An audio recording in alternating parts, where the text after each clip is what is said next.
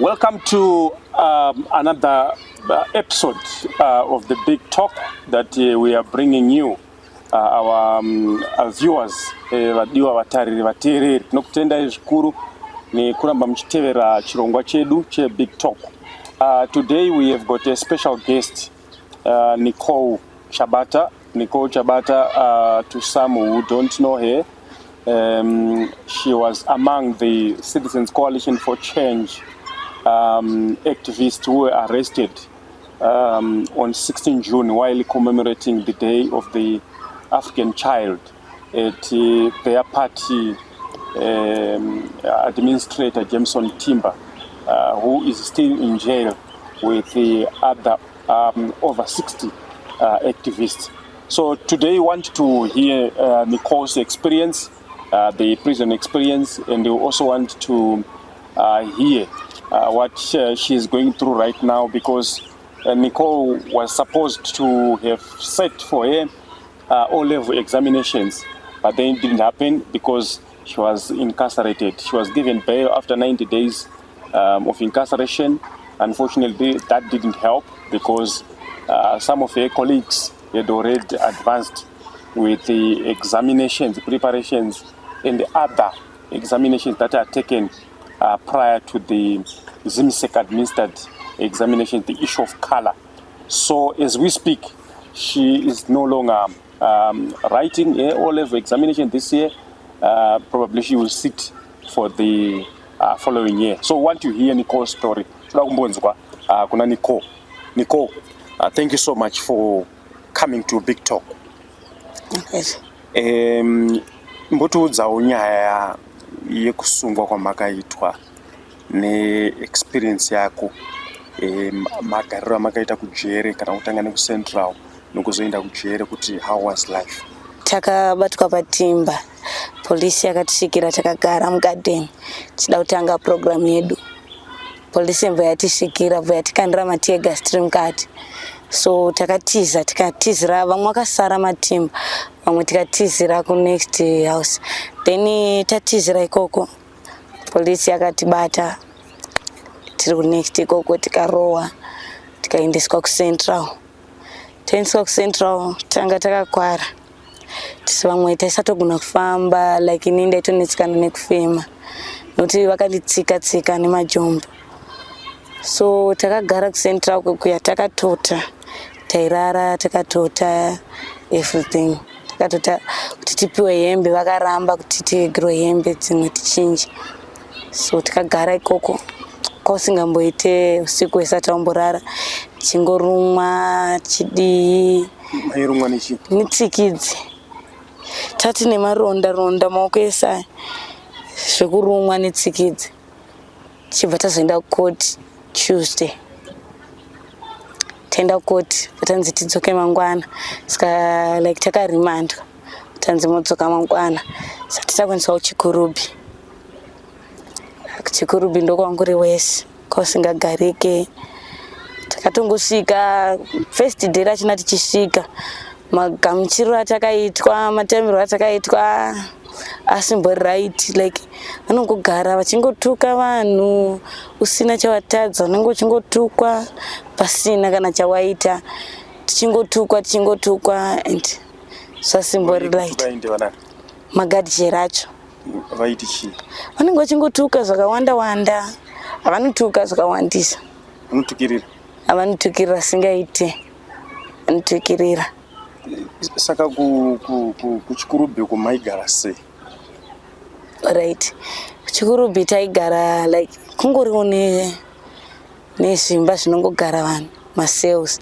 Vanhu masales but mazimba like atongogara, taigara takawandisa, taitira about 70 something muone cell imomo. Ndoma taigara kuti amutomboite lokozi toilet yenyu inenge iri apa penyu muchiona, ndopamune muri munhu akati kupinda mutoilet iwe uchitodyawo asina nabasa, kozi yana achida kupinda mutoilet iwe unenge uchidyawo ameno ndezvekwako. Unochitomuona achibatsira iwe uchidya, ya unochitomuona akagara. Saka life yacho yasingaiti. Memuchiti kana mudaenda kukoti let's say kuti mune koti mangwana munotomuka na 3 am kuti muwane kugeza cause mune makawandisa kuti muwane kugeza cause munozovhurwa na 6 but ukasatomuka kuma 3 kuti uwane kubata queue rekuti uzogeza unotoenda koti wakadaro wodzoka koti manheru madzoka manheru wakutongosvika nekuvhariwa futi museo machona munonzi mugezerwe manheru cause matoilets achona haachanatsoflasha zveright saka mvura inozara zvoti mamwe mazuva yaitogona kutoyerera zvoti yaitoyerera mese mablankets menyu mamune makagara imo yotoyerera mvura ine ichibva mutoilet memwe. Ko zvekudya zvazvakamira sei?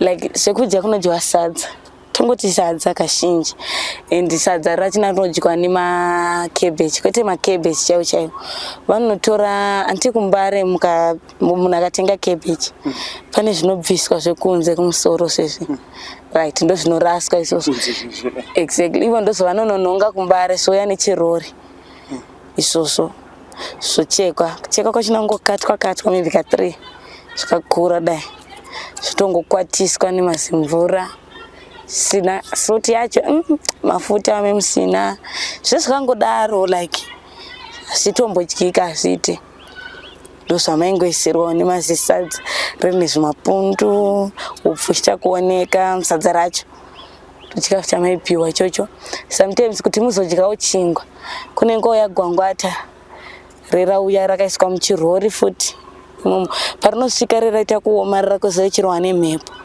chichakaoma plus chichitsikwa nevanhu vanenge vanochitora kunotorwa maprisoners varume vakasungwa vakatongwa vaiva ndo vanotorwa vanenge vachisevha ndo vanotorwa ameno kuti vanorinhonga kupi vanotora kupi handisi vanotora gwangwata ririya vanouya chiritsika iroro ndo ramunongouya gwangwata ndochi zvimwe zvichingwa sotongoti zvimareject like cause chisingachekwe chechi chakangodaro ndochavanoya nacho ichocho ndochamaidyra maidya netii that daywo kana chingwa chocho chauya tii maibikirwa makuseni but kana pasina maibikirwa porridge rera rakanyikwa reri rinonyikwa so toporridge rachaibikirwa iroro kana pasina chingwa then masikati mobikirwa sadza nemacabbage wayo manheru futi sadza nemacabbage wayo kozoita sometimes pauya zvinonzi zvimakanda zvenguruve so anari makanda anongoboiliswa mutongodya but iwayo hadyikike cabbage iroro tori nani unogona kutoshingirira makanda iwayo haiti. Saka iwewe semunhu yanga iri first experience anditi wakamanager sei? Like my first days ndasingatogone kana kudizvo ndakatomboonda ndikatotanga kutopiwa maplumbinut ndochizvo anopiwa kana mwana uyo anenge aita kwashi kana kuti mwana uyo anyenyoonda rida kuti aite health ndo andakatanga kupiwa iwayo ikoko kujeri ikoko ndakupiwa cause ndandaonda ndisingadyi ndisingaite sei ndasitanga hwangu nekufamba kwenguva wakungogamuchira kuti ndosatongopo hapasina ndopa ndakasitanga kupika chididi wanga mama kutongodyawo sadza reikoko etimes taitoridyawo sadza iroro taitoridya pamwe pacho pane aimbouyawo here nezvekudya kubva kunze vamwe vaimbouya lakana vaiuya vaiuya nechikafu vachidii plus hama dzaiuya futi iwo semunhu anogara sekunambo ndiana iwe inini ndandisitorina munhu aiuya mafirst days but gogo wangu akazouya cause patikatanga usungwa taingoti pamwe tiri kuenda kumba mangwana tikaenda koti tongoti kuenda kumba mangwana saka ivo vaiuya kukoti handiti voswera vari kukoti but aizobvawo kumanheru vainga vasisabvumirwe manje kuti asei kuuya saka vatozotaimira madays hatisina kuenda kukoti ndopa vakachitanga kuuyawo then nadhedhi vangu vakatozobva kusouth vachibva vasouya kuzondoona jeri kwandandiri vakati chii hapana kozi ndanditongoriwo mujeri saka hapana zvavaita vakangouyawo zondoona akanditengera chikafu ndichibva wadzokera kozi vakatouyawo nemota yeshamwari yavo ivo vanga vasironzwa zvakanaka even now havasati vatopora saka mama vaiuya futi mama vaiuya kozi mama anogara kunoko tibva wadzokera mama vaiuya kumakotsiwo vachiatenda but unatsoona kuti vanga vasina mari kozi vakadzingwa kubasa kwako vaishandira saka vanga vasina mari vanga vasashande but vaitrayawo pavaigona napo vachiuya. Saka upenyu hwemujeri tingati dimbo hwakamira sei? Onera wakaita iwe? Wakaoma singaite because sometimes magadi jera mukatoti namati muri masales mavharirwa vanouya vokudirirai mvura magumbeze ese motorara makatota musina kana kufuga makamira. Ndo zvinoitwa vasungwa vese here kana kuti zvaingoitwa imimi chete? Kusazoziva kuti nekuti tata uyawo here kana kuti kosi vaitotidirira mvura vanenge vangoti but chaizondishamisa ndechekuti vaidirira marimanzi chete vamwe vese avo vanogona kutoita noise kana kutodii but hapana zvavaita. Isusu matatiri marimanzi vaiuya vodira mvura morara makatota. I still remember takatomboita dzinenge 3 days takatota tadirwa mvura magumbeze edu adirwa mvura. Mune musinawo mbatya dzekuchinja here kana muriko? Unopiwa uniform 1 saka uniform iyoyo everyday pese pauri ndo yaunenge wakapfeka unenge usina imwe yekuchinja. Apa toti kana kuti waipiwa urinaenda koti mangwana apa unenge uchiswera nayo kana wiki rese yakasviba pane pasitorina option ndo unenge uchipfeka 1 iyoyo. Saka masikati munoswera muchiitei? Swera makangogara hapana zveswera zvichiitwa unless avo vakatongwa ndo vaenda avo kumabasa avo. Isusu taingoswera tikagara mukati. Maigarika here environment ichange yakadi? Kuswera makangounganidzwa pachishedhi paipa vasingadi kana kuti umbofamba uende kana kuti kure like wakaita seuko umbonogara uchididi vaisada waigona kutorohwa uchitonzoda kutiza jeri nangogariswa pachishedhi 1 pekuti hapana kana chamuri kuita makangogara. Ndikati kozi pane vana kavaripo maform 4 arida kutonyora pajeri papo so ndakatoenda ndikati kozi pane vanhu vakauya kuvisit vakanti pana apa panotodzidzwa saka itoenda unotsvaga mabooks uchidzidza uchidii. Ndakatoenda ndikanotsvaga mabooks ndikarambirwa ndikanzi pekutanga vaingonditi mateachers magadjeri anopa mabooks hapo anoya next week achina ndaiti ndikaenda unotosvika aripo ende vamwe vana vatorinawo mabooks aya but ndaimanyimwa kuti abve kumba vaindirambira but evamwe aitobva kumba but angu akaramba. Iwe unofunga kuti chikonzero chachiri chei? Handitoziva kuti chikonzero chachiri chei ameno kuti chiiwo reason yachona ndakatoishaya kozi pavanhu vese vamwe vaitongopiwa mabooks vachidii inini angu airamba. Okay. Ngatimboti isusu musuwa wazopiwa bheyo uya nokuzodzokera kuchikoro zvii zvaiitika zvakafamba sei? Kupiwa bheyo ndakatopiwa bheyo rangu zvakanaka ndabva ndatodzokera koti that day ndine koti futi ndifanira atenda koti nevamwe tera ndapiwa bheyo chibva ndaenda kumba ndangofarawo nevamwe vaifara kumba kuti ndadzoka ana gugu vangu ana sekuru mangwana achina futi ndamukira koti saka tongoti ndakangoita tongoti wiki rese ndabuda ndaingoenda koti every day ndichibva ndazoendawo kuchikoro kunoona mateachers angu nevamwe vangu ndichida kunobvunza futi se kuti ndokwanisa here kuuya ndonyora kozi ndakaregister so se vangu vakabva vanti macolors akatomakwa last week. Saka kuti unyore iwe hauna macolors, mamwe acho naunga usati wapedza, mashoma wanga akapedza, plus ndasina kupedza ese kuti subject racho ndakatopedza ese, ndakasarwa nemamwe. Vakanditi saka hazviite kuti unyore this year because macolors hauna. Kuti unyore, ukanyora usina macolors, results angu anongoya nema-X. Ndati alright. Unokuona mukana unotaura na headmaster? Ndo vandakatotaura navo vacho, ndo vakatondiudza izvozvo. Saka ndobva wazoita sei? Kuti inini kuti ndichidzokera kuchikoro kwacho, dad vangu navo havasi kushanda, vari kurwara, vanodhiraivha matraki, saka vari kurwara nemusana, vatori netime vachirwara, saka vakatongomiswa basa. Saka vakanditi ndikadzokera kubasa unodzokera kuchikoro, saka ndikangogara. Vari kurwara? Vari kuDurban. Okay.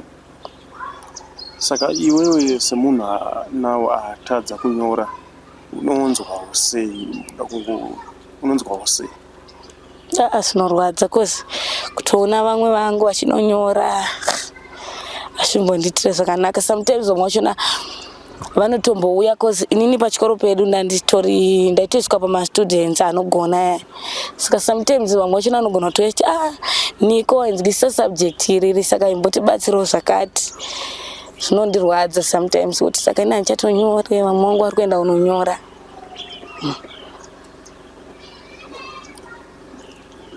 Tombotarisa kuti saka iwe waidawo kuita uchiyo kana wadzidza? Toda kuita lawyer. Toda kuita law.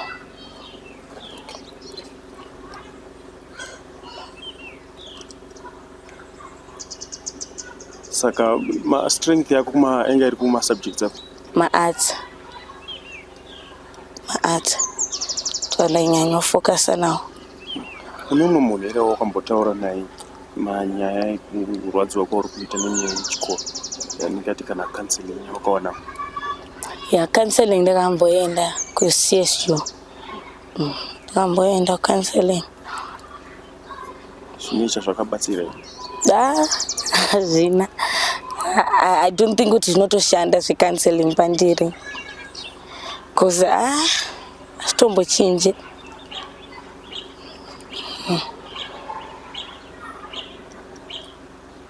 Sei iwe uri kuda kana uri kufarira kuda kuita mutemo, kuda kuita law?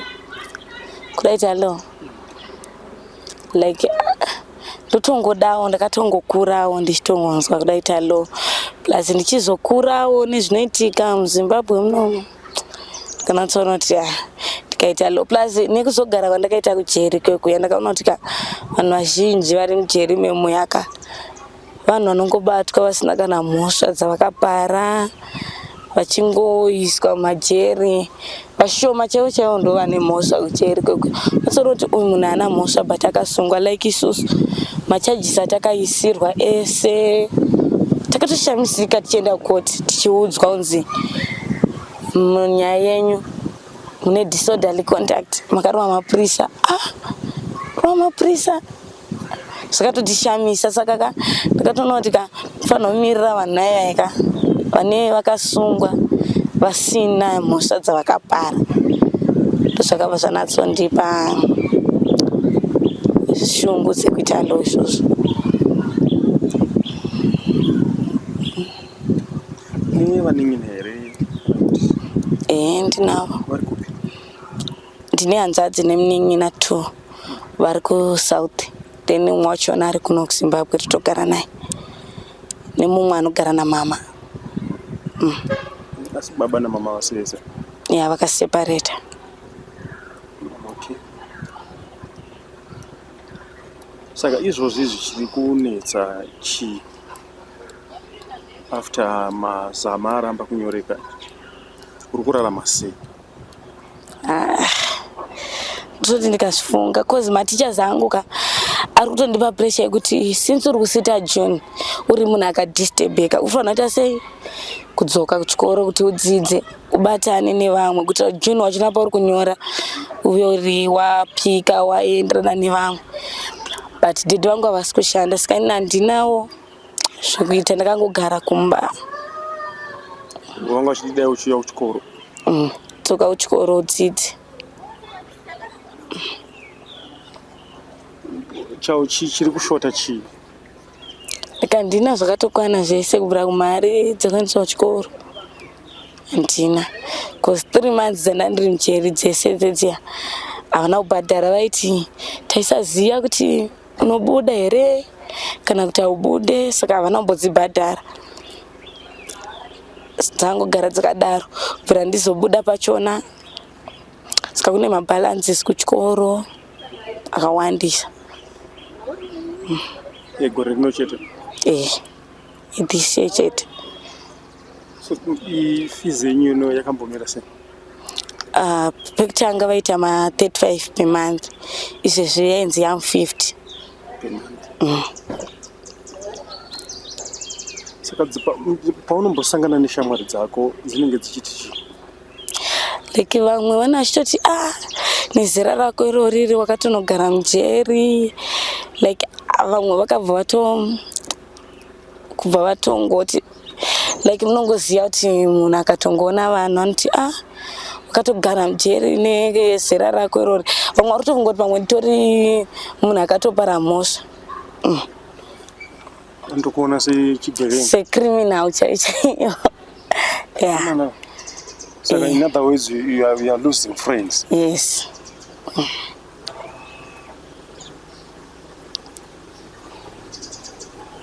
Saka iwe unomboedza here kuvatsanangurira kuti siyo mamiriro azvakaita, you are still a good person? Unotsananguririka, vanhu vana vachitsanangurika, kozi munhu kana vanenge vakutofambisa like ritoriwo gurupu vachitoti aiwa asi munhu ari right wati vanotaura zvakawanda. Saka zvinonyanya kubata ndezvipi paunenge uchitaura? Kutonzi icriminal munhu anga anogara mujeri, like ivo havatozvibhilivha kuti takangobatwa hedu tisina zvataita. Vanotongoti akapara mhosva uyu, vanonyepa, vakarova mapurisa. Inini zvandiri ndakarova mupurisa inini. Saka but ivo vamwewo vashomawo vanongozvigamuchirawo. We want you to tell us maybe life lessons that you have drawn from this experience, being jailed, being denied. I mean, as a result, consequentially, wozopedzisira usingachakwanisi kupedzisa zvidzidzo zvako zvichikanganisika. What lessons have you drawn from this experience?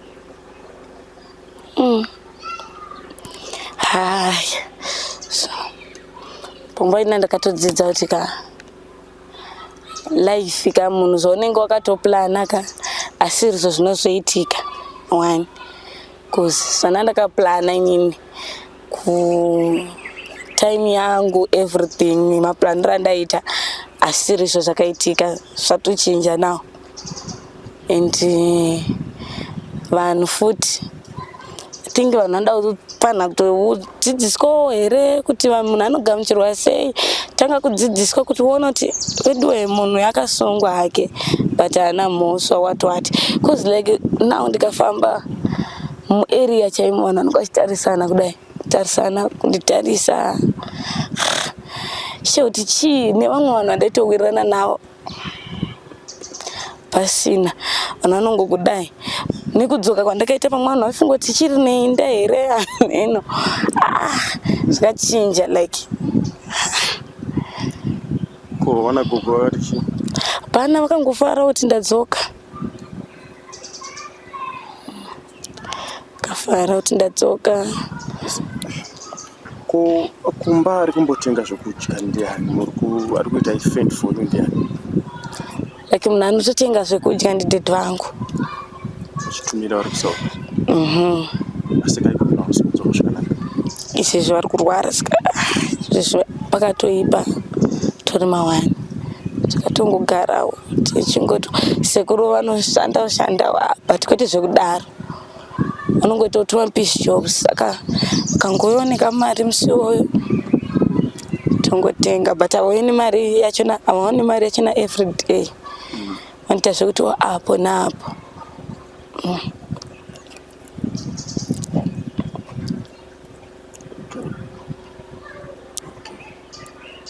Saka try to something. Naso wanga wajiki. Naso wangiseni. Ngobva ndadya chimunya chete. Sadza rakasara nesuro. Wajika ni? Sadza neveji. Todya sadza neveji. Rakasara nesuro? Ndora majika nasi. Okay. Alright. I message yo ipi yaonayo nasi kuvana vevasikana. Maybe ne situation yawakasangana nayo, experience yawakasangana nayo, mashoko api ekurudziro avanga vaonawo kumwana wemusikana muZimbabwe. Shoko andingavi ndinawo kuti tofana kutova strong, kuti kurarama munyika inoyi kunotoda munhu ari strong chaiye munhu koza vasiri strong amwite koza zvandiri kusangana nazvo zvakawandisa zvorwadza. Like kutongofila kurejectwa vanhu vakawanda. Saka munoda kuita kuva strong, tushanda zvine simba kutoti this country ive right. Ni chechi yaunopinda? Apostolic Saints of God International Ministries. Upenyu hwakamira sei? Pari zvino hazvinotombonimirawo zviri right nini wacho like now, because izvezvi munin'ina wangu chaenda tomusiya ari kumba but arifanira kunge atori kuchikoro ari kunyora next year. Zvino zvinototimirawo zvakanaka. Also musi uno ndichienda kukoti ndakateerwa neimwe mota, so like ndikatongosvika panzvimbo nditi toti panzvimbo pandasvika ndichitori ipapo kana kuti ndisati ndabva ipapo panototi pasvike vanhu chete vanototi Niko ari kupi, muri kurongei panapa. Pese pandaenda shoti vanhu vachona vari kudei handizive.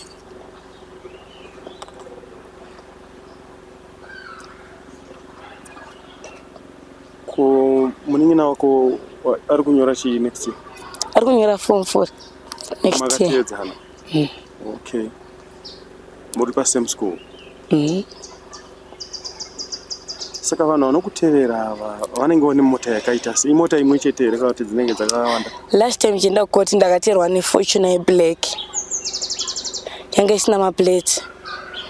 Mamwe machina mazuva imwe dziri kunditeera mazuva ano ndidze white. Fortune white. Tichozoti ndianani ndivana vachidei handizive. Kumba wakambotaura? Ndakatovaudza but ndenda kutovapa stress kuramba ndichangovaudza everyday kuti nhasi ndateerwa, nhasi ndazodai. Saka zvingozoti ndipedzisira ndisataure ndangovaudza. Ndakangovaudza kawani kako chete kuti ndateerwa. Kanti saka uchaita sei? Ndikati hapana ini ndikaite sei? Ndikarovha koti nekuti ndiri kuteerwa koti handana vachitondida koti ndotongoenda. Saka anga achikubatsira nemari yekuenda kukoti ndiani? Ndakabatsirwa pekutanga ndaipiwa ndakabatsirwa nahonorable wekuconstituency kwedu. Nevamwe vanhu kuti unongoti ukamuona anongokubatsirawo. Last time ndakabatsirwa nakansela Ray kuwadzanako andibatsira futi. Saka iwe unofila safe here kuti nezviri kuitika zvese? Ndotongogara ndichitongotya kuti every time pese pandafamba pese ndototeerwa. Saka una nditi kuti chii hameno handizive kozi inini patakabatwa patakasungwa mafoni edu akanyikwa akadirwa mvura akafa. Saka ndotoshandisa ndemunin'ina wangu. Line rangu randaishandisa ndakasvika ndikarasa ndikatenga rimwe. Saka ndotoshiya kuti pamwe maybe vanotondimonita kubva kumba ameno handizivi tindomonitwa hawo saka inochina ndichitongotya kuti ko ndikabatwa one day.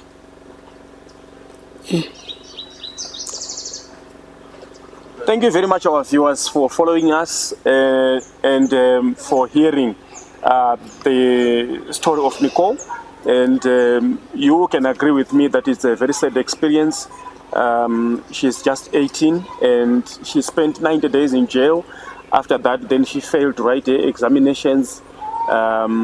Thereafter, now she's saying unknown people are always after her, following her, using plateless vehicles. This is very scary for a very young life like Nicole. But what is important also is I would want to plead on her behalf that if you can reach to us for support, we will be more than welcome so that we work together and support Nicole so that she returns to school, she resumes her studies and sits for her examinations, which is most probably next year in June. And any kind of support is also welcome. You have heard that even at home where she stays, things are not well. So thank you very much for reaching out, and thank you very much for your support. Every contribution is important. Thank you.